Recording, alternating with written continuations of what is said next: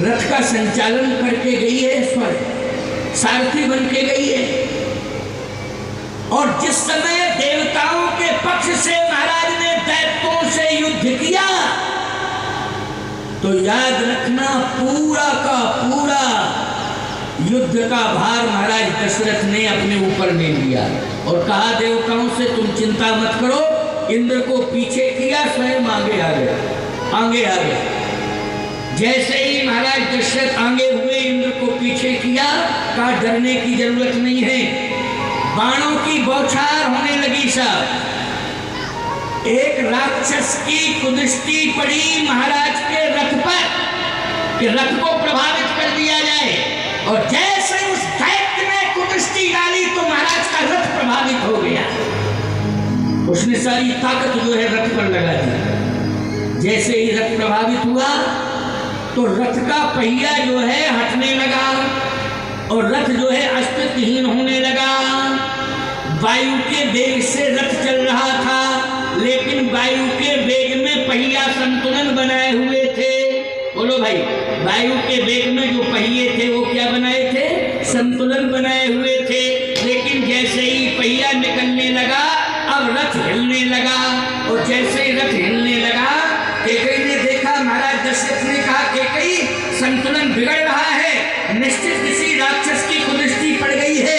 कैकेयी ने जैसे ही एक हाथ से रथ को संभाला और जैसे ही दृष्टि डाली, दूसरे देखा कि पहिया जो है प्रभावित हो रहा है। कैकेयी जी ने अपनी उंगली लगा दी जहां पर चकील लगी थी, कील, जिसको कील चकील कहते हैं, बस उसी स्थान पर कैकेयी ने अपनी उंगली को लगा दिया और एक हाथ से रथ चला रही है और दूसरे हाथ से उंगली से रथ के पहिए को संभाले है, और चलते चलते चलते चलते युद्ध करते करते करते करते अंत में इतना विशाल युद्ध हुआ है कि दैत्यों को भागना पड़ा और देवता स्वतंत्र हो गए महाराज श्री दशरथ के प्रयास से।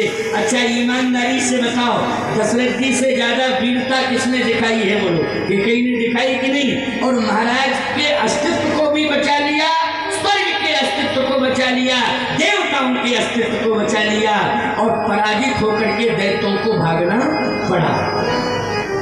महाराज दशरथ प्रसन्न हो गए, कैकेयी से प्रसन्न हो गए। कैकेयी, मैं समझता नहीं था कि तू इतना अच्छा संचालन करती है और इतनी दिव्य वीरांगना है तू, तेरे अंदर वीरता भी है और तेरे अंदर धैर्यता भी है और तेरे अंदर सुंदरता भी है, अनेक गुण हैं। कैकेयी, तेरे अंदर मैं इतना प्रभावित हूं, तू वरदान मांग ले। और 2 वरदान, देखो 2 वरदान क्यों?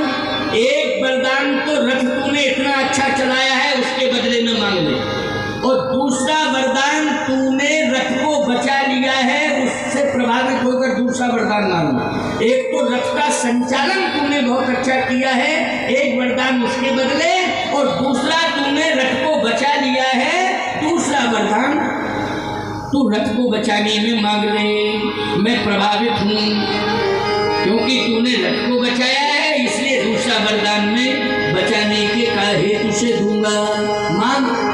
कैकेयी ने कहा कि मुझे न एक की जरूरत है न 2 की जरूरत है, यदि आप मुझसे प्रसन्न हैं तो बस आपकी प्रसन्नता में मेरी प्रसन्नता है। नहीं नहीं, दशरथ जी ने कहा तुझे लेना तो पड़ेगा। कैकेयी ने कहा समय आने पर मांगूंगा। अच्छा, ये याद किसने दिलाया है? बोलो, कैकेयी को याद ही नहीं था। मंत्रा ने दिलाया क्या? मंत्रा को क्या पता था? मंत्रा वहां थी नहीं, कोई मालूम ही नहीं मंत्रा को, मंद बुद्धि वाली, उसको कहाँ पता। लेकिन भगवान ने याद दिला दिया। बोलो भाई। अच्छा, एक बात बताओ, स्मरण शक्ति, इसमें 2 का योगदान है। किसका है? बोले, एक तो सरस्वती का योगदान है बुद्धि में, और दूसरा विधाता का योगदान है। इसलिए ब्रह्म मुहूर्त में विवेक जागृत होता है। तो ब्रह्म मुहूर्त, बोलो, ब्रह्म से जुड़ा है कि नहीं जुड़ा है? तो 2 का योगदान है हमारी बुद्धि में, हमारी मेधा के साथ 2 जुड़े हैं। एक तो सरस्वती जुड़ी है और दूसरा ब्रह्म जुड़ा हुआ है। तो आज ब्रह्म ने ही स्मरण दिला दिया है, इसलिए कैकेयी को वो 2 वरदान याद आ गए। अब कैकेयी मांगने के लिए तैयार है, और 2 में ही राम जी का वनवास हो जाएगा। सुन लो, भरत जी के लिए राज्य और राम के लिए वनवास, ये दो वरदान ही हेतु बन गए हैं। अब सुन लीजिए मेरी बात को, बहुत अच्छी बात है। कैकेयी ने कहा कि मांगना है एकांत में मांगो, सबके बीच में नहीं, एकांत में मांगो। तो एकांत में मुझे उसे कोप भवन दिखाई दिया। कोप भवन, इससे बढ़िया एकांत और है नहीं दूसरा। अब कोप भवन पहली बार खुला है साहब, जब से बना है उद्घाटन नहीं हुआ था उसका। लेकिन कोप भवन जो है कैकेयी को याद आ गया कि कोप भवन एकांत है, एकांत में जाके मांगना चाहिए। अच्छा एक बात बताएं, डिमांड भी जब ये करती हैं, कुछ इन्हें मांगना है अपने पति से, तो एकांत में ही मांगती हैं। और एकांत जो होता है, याद रखना, वो घर के अंदर कोई विशेष कमरा ही होता है। क्यों भाई? वो एकांत होता है। जो घर के अंदर विशेष कमरा होता है वो एकांत होता है, उसी में जाके मांगती है। ये मांगने का तरीका होगा। राजमहल के अंदर कोप भवन स्पेशल बना हुआ है अलग से, कभी यूज नहीं हुआ था, पहली बार कैकेयी ने यूज किया है। सीधी कोप भवन में पहुंच गई। अब कोप भवन में जैसे पहुंची, अंधकार था, क्योंकि कोप भवन है, क्रोध का घर है, वो अंधकार था। जैसे ही कैकेयी जी ने उसमें कदम रखा, क्रोध था आंखों में, भवन में भी अंधकार था, आंखों में भी अंधकार था। सीधी जाकर के धरती पर लेट गई। पलंग वलंग नहीं, धरती पर लेटी। महारानी होकर के धरती पर लेटी है। आश्चर्य। महाराज दशरथ जैसे ही आए, कनक भवन में कैकेयी दिखाई नहीं दी। मंथरा बैठी थी, मंथरा से पूछा क्यों, कैकेयी कहाँ है? महारानी कैकेयी कहाँ है? मंथरा ने कहा कि वो सामने कोप भवन दिखाई दे रहा है, उसमें। दशरथ जी ने कहा कोप भवन में? कनक भवन में रहती थी, कोप भवन में क्यों चली गई? मंथरा ने कहा मुझे कुछ पता नहीं है, आप पता लगाओ। अब कैकेयी कोप भवन में क्यों गई है? महाराज दशरथ जो है पता लगाने के लिए जा रहे हैं। जैसे ही कोप भवन सुन सकुच उड़ाओ, कोप भवन का नाम सुनकर के संकोच में पड़ गए, लेकिन हिम्मत बनाई और थोड़ा आगे बढ़े।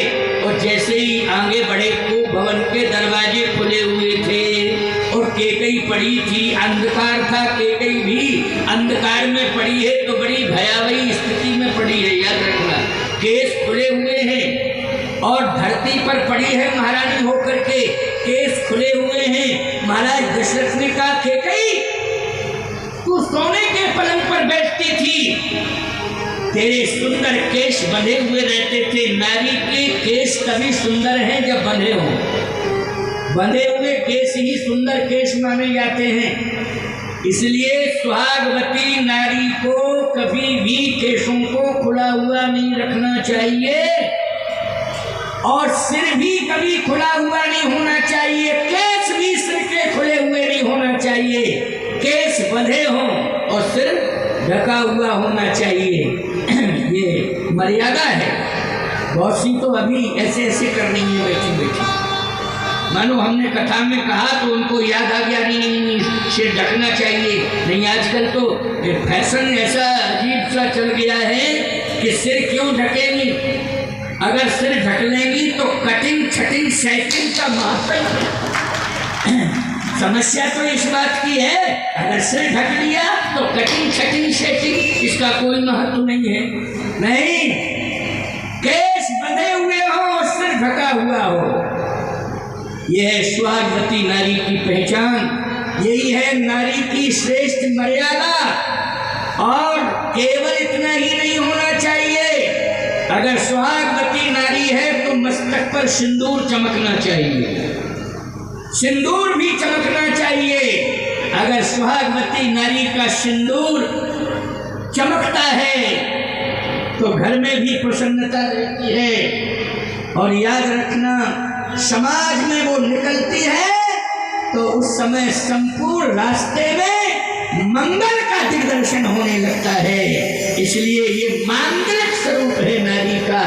इस मांगलिक स्वरूप की मर्यादा अवश्य ही सुरक्षित होनी चाहिए। और ये